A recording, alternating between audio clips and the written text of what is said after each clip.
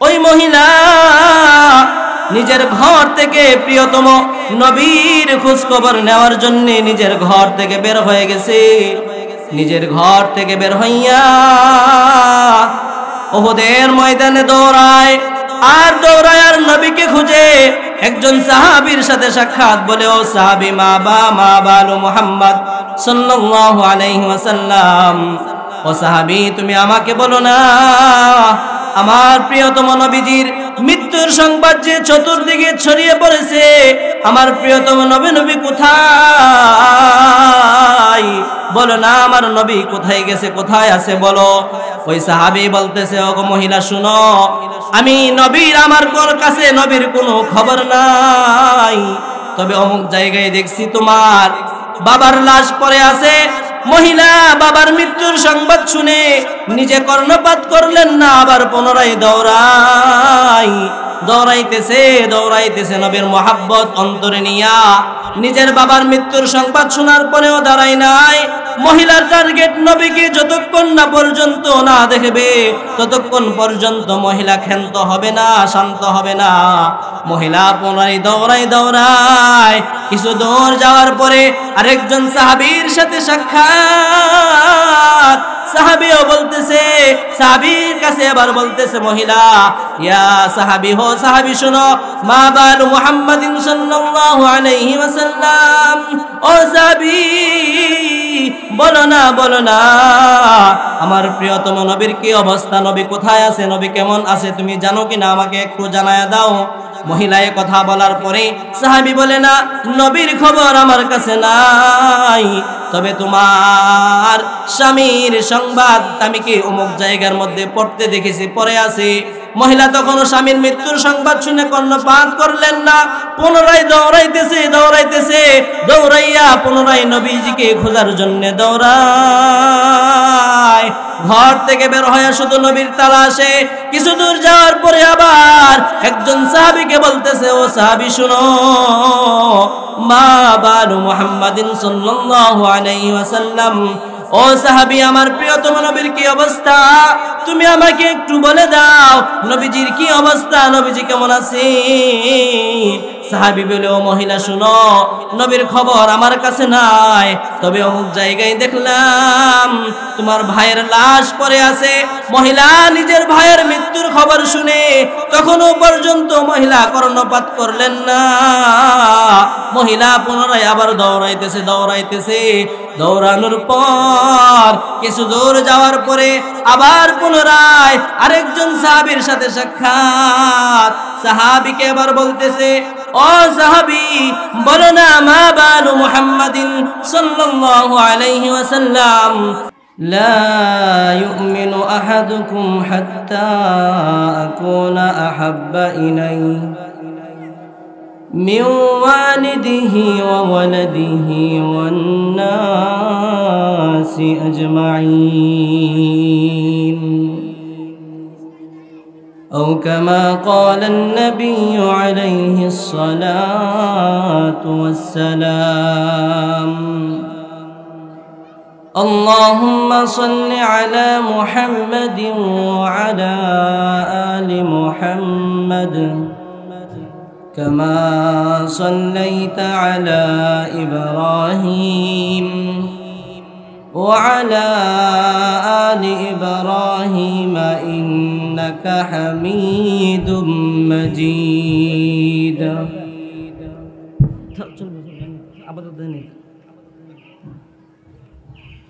اللهم بارك على محمد وعلى آل محمد كما باركت على إبراهيم وعلى آل إبراهيم إنك حميد مجيد. بلغ العلا بكماله كشف الدجى بجماله حسنت جميع خصاله صلوا عليه وآله محمد نے آکر کفر کو مٹھایا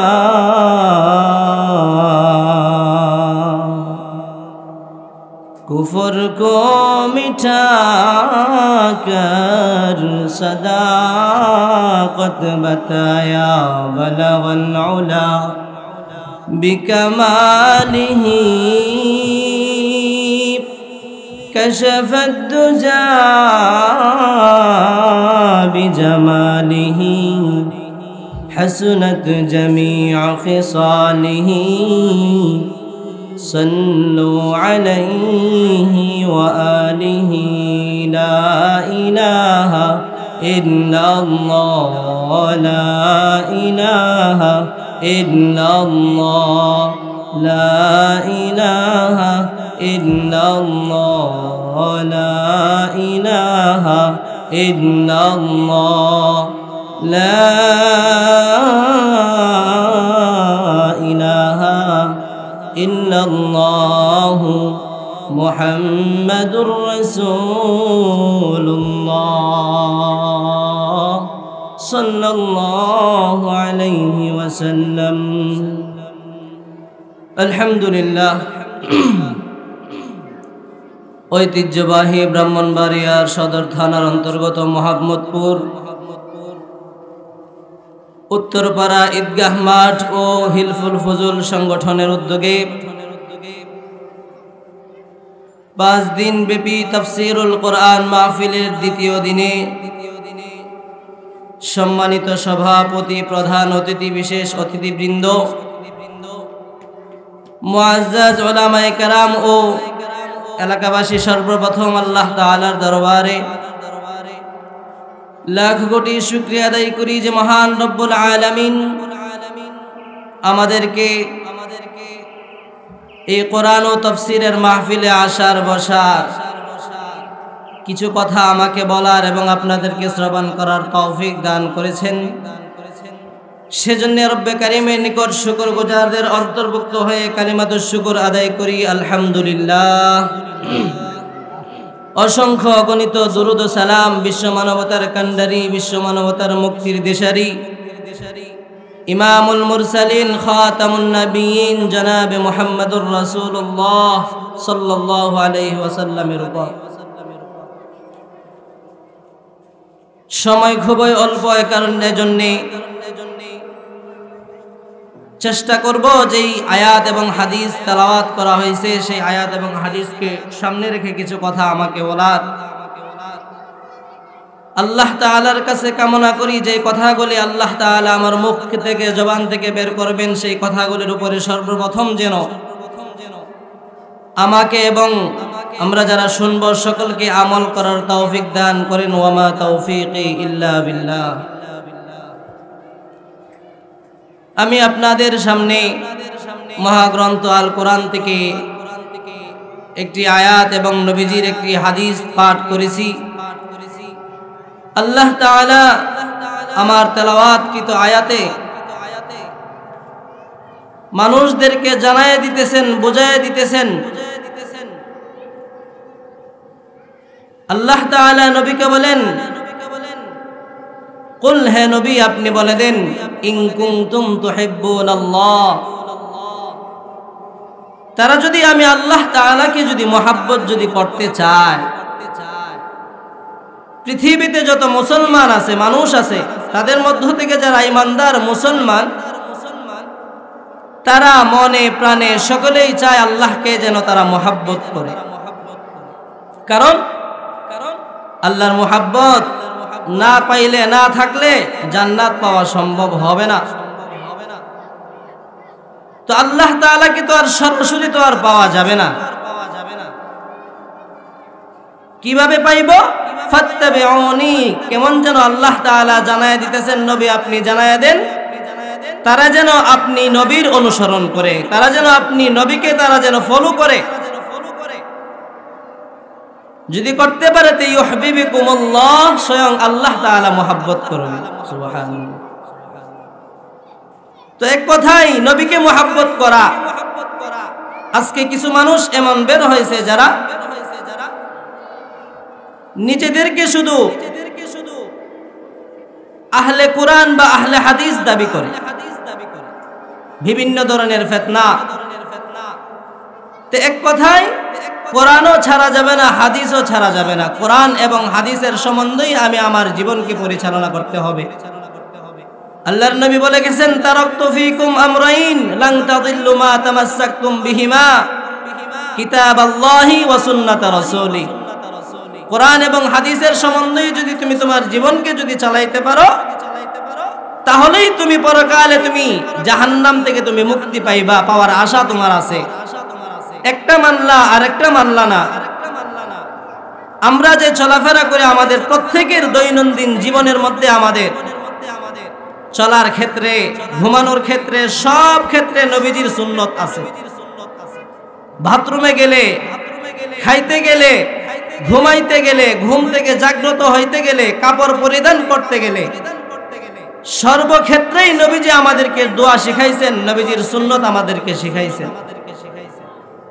অন্যত্র নবীজি হাদিসের মধ্যেও বলেন, লা ইউমিনু আহাদুকুম, তোমাদের কেহই ততক্ষণ পর্যন্ত ঈমানদার হতে পারবে না, হাত্তা আকুনা আহাব্বা ইলাইহি মিন ওয়ালিদিহি ওয়া ওয়ালাদিহি ওয়ান নাসি আজমাইন। সবার চাইতে মহব্বত, নবীর মহব্বতটা সবার চাইতে ঊর্ধ্বে হতে হবে। নবীর মহব্বত যদি অন্তরে যদি থাকে, তাহলে বান্দা এমনিতেই দুনিয়াতে চলতে পারবে।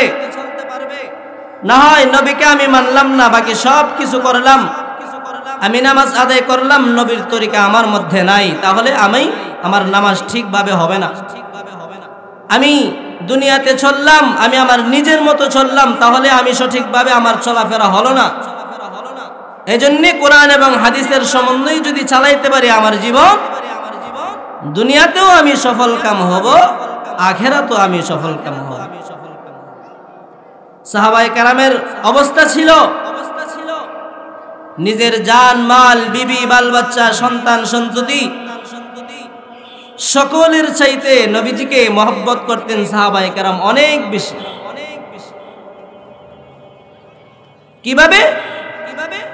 যে যখনই নবীজিকে বেঈমান কাফেররা আঘাত করছে, বেঈমান কাফেররা আঘাত করার কারণে সাহাবায়ে কেরাম নিজেদের জীবনকে এমন ভাবে বিলীন করছে, পুরুষ বলেন মহিলা বলেন সকলেই নবীজির মহব্বতে পাগল পারা হয়েছিল।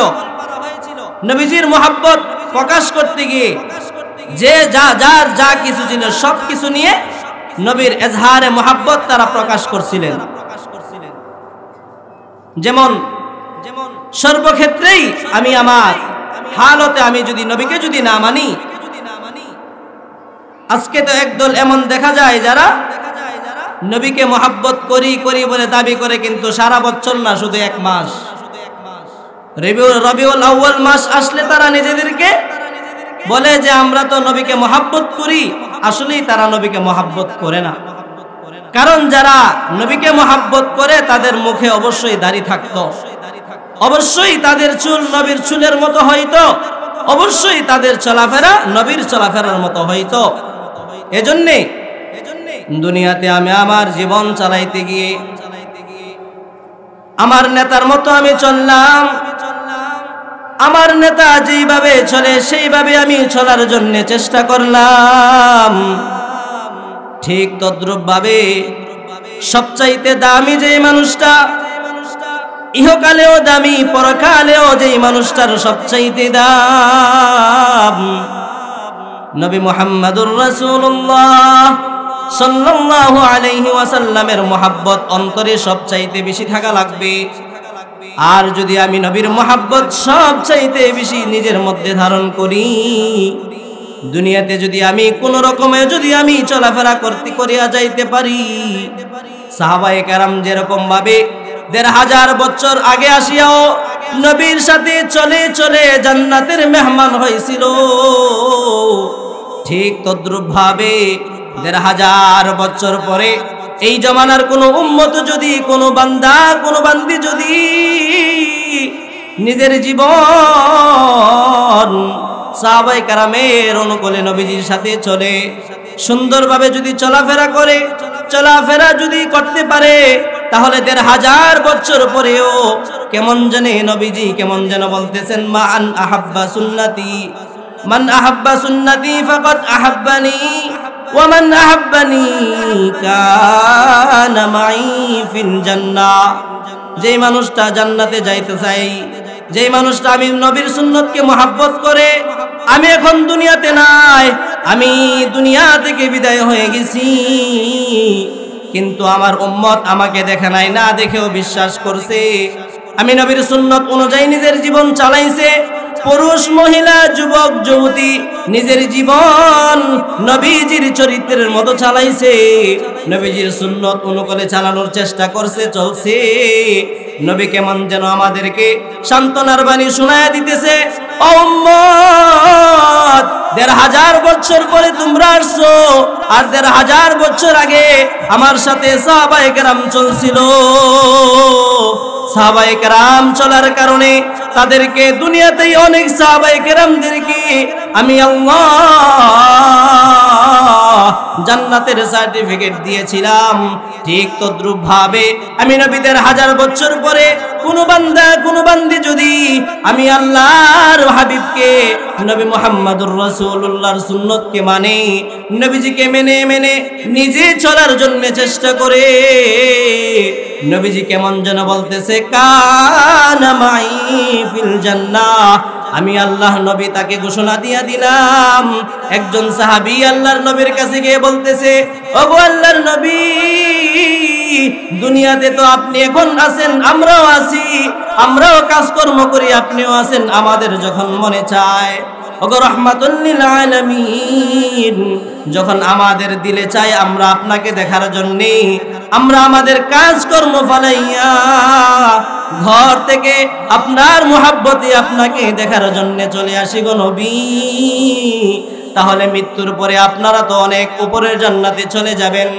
যত আম্বিয়া কেরাম ছিলেন সমস্ত নবীগণকে আল্লাহ তাআলা ভিআইপি জান্নাত দান করবেন।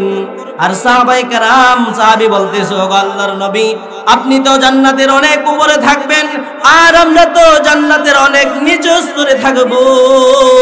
তাহলে আমরা যদি চাই দুনিয়াতে আপনাকে দেখার জন্য দেখতে পারি, আমাকে একটু বলেন না, দুনিয়াতে যেহেতু আমি দেখতে পারি আমার মন চাইলে, কিন্তু জান্নাতে আমার যদি মনে চায় আপনাকে দেখার জন্য, কিভাবে আপনাকে দেখতে পারবো কিনা, আপনার দর্শন আমার হবে কিনা, আপনি একটু আমাকে বলে দেন। নবীজি বলতেছেন, সাহাবী শুনো, সাহাবী শুনো, যেই মানুষটা দুনিয়াতে যার সাথে মুহাব্বত রাখবে, ওই মানুষটা হাসরের ময়দানে আল্লাহর নবী বলেন, ওই মানুষটা তার সাথেই সমস্ত মানুষ তার সাথে থাকবে। আল মারউ মা মান আহাব্বা। ও সাহাবী শুনো, তুমি এই প্রশ্ন করছো, আমিও জানাই দিলাম, কারণ আমি নবী বলতেছি, শুনো, দুনিয়াতে যার সাথে তোমার মহব্বত থাকবে, দুনিয়াতে যার সাথে তুমি মহব্বত রেখে চলবে, তার সাথে তোমার হাসর হবে, তার সাথে তুমি জান্নাতে থাকবে, অথবা তার সাথে তুমি জাহান্নামী হবে। তোমার নেতা যদি হয় জান্নাতি, তোমার চেয়ারম্যান নেতা যদি হয় জাহান্নামী, তোমার নেতা যদি হয় জান্নাতি, তুমি তার সাথে জান্নাতে থাকবা। আর তোমার নেতা যদি হয় জাহান্নামী, তাহলে তোমার নেতার সাথে তুমিও জান্নাতে থাকবা।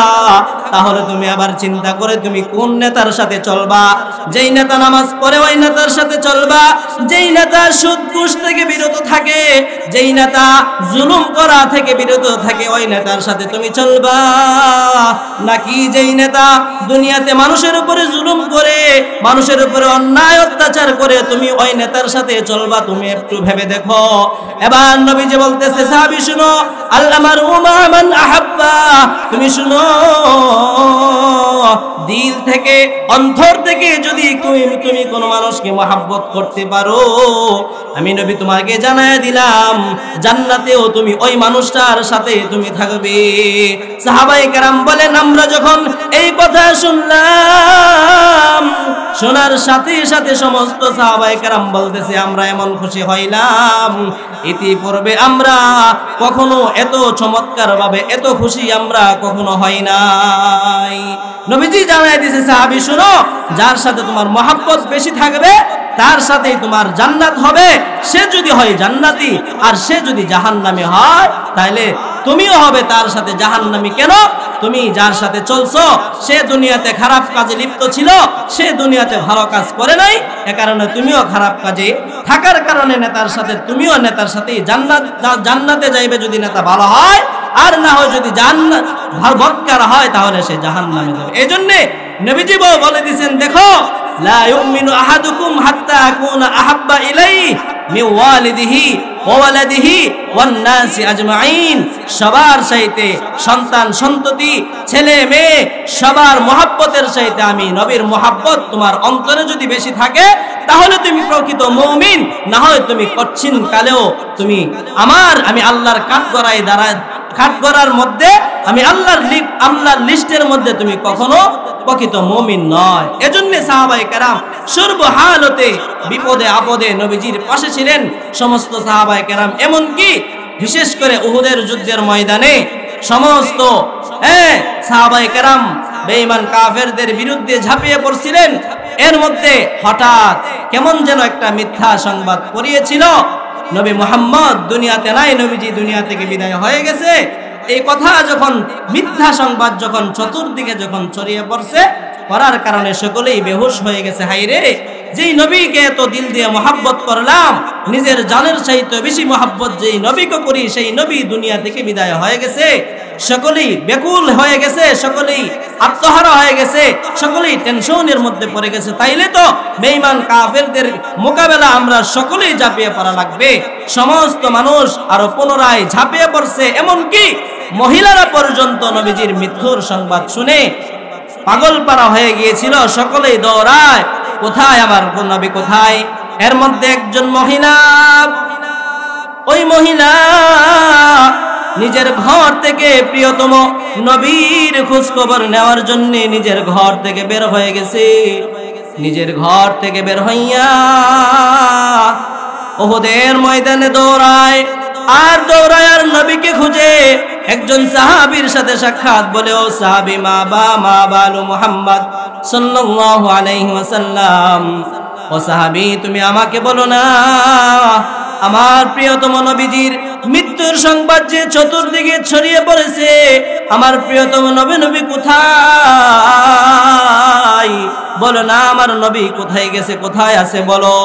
ওই সাহাবী বলতেছে, ও মহিলা শুনো, আমি নবীর আমার কাছে নবীর কোনো খবর নাই, তবে অমুক জায়গায় দেখছি তোমার বাবার লাশ পড়ে আছে। মহিলা বাবার মৃত্যুর সংবাদ শুনে নিজে কর্ণপাত করলেন না, আবার পুনরায় দৌড়াইতেছে নবীর মহব্বত অন্তরে নিয়া। নিজের বাবার মৃত্যুর সংবাদ শোনার পরেও দাঁড়ায় নাই। মহিলার টার্গেট নবীকে যতক্ষণ না পর্যন্ত না দেখবে ততক্ষণ পর্যন্ত মহিলা ক্ষান্ত হবে না, শান্ত হবে না। মহিলা পুনরায় দৌড়ায় কিছু দূর যাওয়ার পরে আরেকজন সাহাবীর সাথে সাক্ষাৎ। সাহাবীও বলতেছে, সাহাবীর কাছে আবার বলতেছে মহিলা, ইয়া সাহাবী, হো সাহাবী শুনো, মা বালু মুহাম্মাদিন সাল্লাল্লাহু আলাইহি ওয়াসাল্লাম, ও সাহাবী বলো না আমার প্রিয়তম নবীর কি অবস্থা, নবী কোথায় আছে, নবী কেমন আছে, তুমি জানো কিনা আমাকে একটু জানায় দাও। মহিলা এই কথা বলার পরে সাহাবী বলে, না, নবীর খবর আমার কাছে নাই, তবে তোমার স্বামীর সংবাদ আমি কি অমুক জায়গার মধ্যে পড়তে দেখেছি, পড়ে আছে।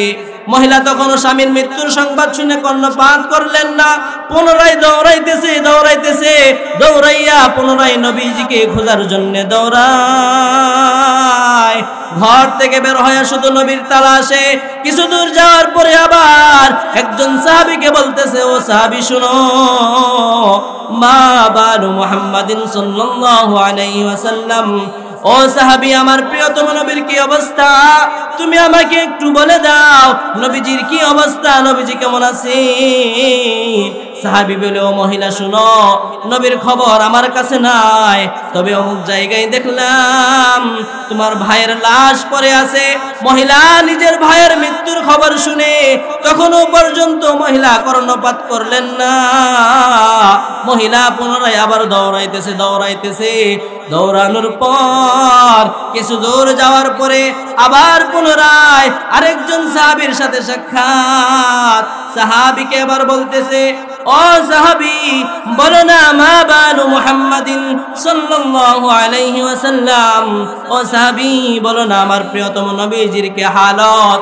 সাহাবী বলতেছে, ও মহিলা শুনো, নবীর খবর আমার কাছে নাই, নবী কি অবস্থায় আছে সেই খবর আমার কাছে নাই, তবে অমুক জায়গার মধ্যে দেখেছি তোমার ভাইয়ের লাশ পড়ে আছে। নিজের ছেলের মৃত্যুর সংবাদ শুনছে, ভাইয়ের মৃত্যুর সংবাদ শুনছে, বাবার মৃত্যুর সংবাদ শুনছে, শ্বশুরের নিজের স্বামীর মৃত্যুর সংবাদ শোনার পরেও নিজে কখনো দাঁড়ায় নাই, কর্ণপাত করেন নাই। মহিলার টার্গেট নবীজিকে যতক্ষণ না পর্যন্ত নবীজিকে দেখবে মহিলা ক্ষান্ত হবে না। শেষ পর্যন্ত আবার আরেকটু দূরে যাওয়ার পরে আরেকজন সাহাবীর সাথে সাক্ষাৎ বলে, ও সাহাবী বলো না, মা বালু মুহাম্মাদিন সাল্লাল্লাহু আলাইহি ওয়াসাল্লাম, ও সাহাবী তুমি আমাকে বলে দাও, মা বালু মুহাম্মাদিন সাল্লাল্লাহু আলাইহি ওয়াসাল্লাম, আমার প্রিয়তম নবী, যেই নবীকে আমি আমার দিল থেকে মহব্বত করি, যেই নবীর মহব্বত আমি অন্তরে লালন করি, যেই নবীকে আমি আমার জীবনের চাইতে মহব্বত করি, বলো না ওই নবীর কি অবস্থা, নবী এখন কোথায় আছে। সাহাবী বলতেছে, ও মহিলা শুনো, উহুদের অমুক ময়দানে গিয়ে দেখো আমার আপনার নবী, আমার তোমার নবী অজ্ঞান অবস্থায় জমিনের মধ্যে পড়ে আছে। মহিলা সাহাবীকে বলে, ও আমার সাহাবী শুনো, তুমি আমাকে নবীজির কাছে নিয়ে যাও, কারণ নবীজিকে যতক্ষণ না পর্যন্ত আমি দেখব ততক্ষণ পর্যন্ত আমি ক্ষান্ত হব না। শেষ পর্যন্ত মহিলা দৌড়াইয়া নবীজির কাছে গিয়ে বলে, ওগো নবীজি, কুল্লু মাসিবাতিন বাদা জালা বাদাকা জালাল ইয়া রাসূলুল্লাহ, ওগো রাহমাতুল লিল আলামিন, ইহুদিরা ওগো রাহমাতুল লিল আলামিন, বেঈমান কাফেরেরা মিথ্যা সংবাদ পৌঁছে দিয়েছে, আপনি নাকি দুনিয়া থেকে বিদায় হয়ে গেছেন গো নবী। আমি আপনার মহব্বতে আমি ঘর থেকে বের হয়ে গেলাম, ঘর থেকে বের হইয়া আপনাকে খুঁজতে গিয়ে আমি 4টা মুসিবতের কথা শুনলাম গো নবী। আমার স্বামী দুনিয়া থেকে বিদায় হয়েছে শুনলাম, আমার বাবা দুনিয়া থেকে বিদায় হয়েছে শুনলাম, আমার ছেলে দুনিয়া থেকে বিদায় হয়েছে শুনলাম, আমার ভাই দুনিয়া থেকে বিদায় হয়েছে শুনলাম। এরপরেও এই 4টা মৃত্যুর সংবাদ শোনার পরেও ওগো আল্লাহর নবী, ওগো রাহমাতুল লিল আলামিন, আমি আপনাকে দেখা মাত্রই আমি আমার সব মুসিবতের কথা আমি মুহূর্তের ভেতরে আমি ভুলে গেলাম। এই জন্য মহিলারা যারা ছিল তারাও পর্যন্ত নবীজিকে নিজের চাইতে, নিজের জানের চাইতে, বাবার চাইতে, সব চাইতে বেশি মহব্বত করত। আরেকজন সাহাবী নবীজির সত্যি মৃত্যুর সংবাদ শুনেছিল, হযরত আব্দুল্লাহ বিন যায়েদ বিন আব্দে রব্বি। উনি অনেক গরিব সাহাবী ছিলেন, খেজুরের বাগানে কাজ করতেন। খেজুরের বাগানে কাজ করতেছে হঠাৎ নিজের কানের মধ্যে সংবাদ পৌঁছলো, আমার তোমার নবী রাহমাতুল লিল আলামিন, সরকারে দু আলম, দু জাহানের বাদশাহ জনাবে মুহাম্মদুর রাসূলুল্লাহ সাল্লাল্লাহু আলাইহি ওয়াসাল্লাম দুনিয়া থেকে বিদায় হয়ে গেছে। আব্দুল্লাহ বিন যায়েদ বিন আব্দে রব্বি কথা শুনিয়া যখন ওই কানে শুনছে, শোনার সাথে সাথে কেমন যেন ওনার অন্তর চমকে উঠছে। উনি এবার মনে মনে প্রতিজ্ঞা করছে, আর মৃত্যুর সংবাদ সাথে শোনার সাথে সাথে ওই সাহাবী আব্দুল্লাহ বিন যায়েদ বিন আব্দুর রব্বি দুইটা হাত আল্লাহ তাআলার কাছে উঠাইলেন। আল্লাহ তাআলার কাছে উঠাইয়া বলতেছে, গো আল্লাহ, আমি যেই কানে শুনলাম যে আমি আমার নবী, প্রিয়তম নবী দুনিয়া থেকে বিদায় হয়ে গেছে, আমি যেহেতু শুনছি এই কথা যদি সত্যি যদি হয়ে থাকে, এই খবর যদি সত্যি যদি হয়ে থাকে, তাহলে গো আল্লাহ তাআলা আমি আপনার নিকট আরজ করতেছি, গো আল্লাহ, এই চোখ দিয়ে আমি যেহেতু আমি আর প্রিয়তম নবীকে দেখতে পারবো না, আমি যেই নবীজিকে অন্তর দিয়ে মহব্বত করতাম, নিজের জানের চাইতে, ছেলের চাইতে, মেয়ের চাইতে যেহেতু আমি নবীকে বেশি মহব্বত করি, ওগো আল্লাহ আমি আপনার কাছে ফরিয়াদ জানাই, যেহেতু নবীর মৃত্যুর সংবাদ আমার কানে চলে আসছে গো নবী, তাহলে এই চোখে যেহেতু আমি আর আমার প্রিয়তম নবীকে দেখতে পারবো না, আমি আপনার কাছে আরজ করি, ওগো আল্লাহ এই মুহূর্তে আমার চোখ দুইটা অন্ধ বানায় দেন। আমি এই চোখ দিয়ে আমার ছেলেকে আর দেখতে চাই না, এই চোখ দিয়ে আমি আমার মেয়েকে দেখতে চাই না, এই চোখ দিয়ে আমি আমার বাবাকে আর দেখতে চাই না, এই চোখ দিয়ে আমি আমার বিবিকে দেখতে চাই না, গো আল্লাহ আপনি আমাকে এখনোই অন্ধ বানায় দেন। কিতাবের মধ্যে লেখা হয়, এই দোয়া যখন করছে সাহাবী, দোয়া করার সাথে সাথে আল্লাহ তাআলা ওই সাহাবীকে দুইটা চোখে আল্লাহ তাআলা অন্ধ বানিয়ে দিলেন।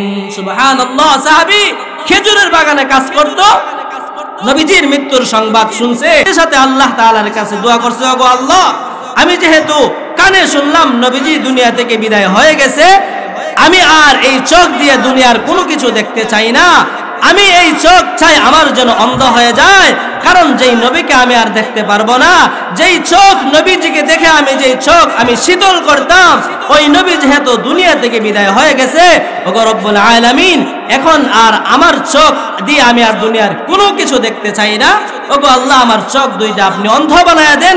সাহাবী দোয়া করতে দেরি হয়েছে, সেকেন্ডের ভিতরে ওনার দুইটা চোখ অন্ধ হইতে দেরি হয় নাই। এমন ছিল নবীজির মহব্বত সাহাবায়ে কেরামের অন্তরে।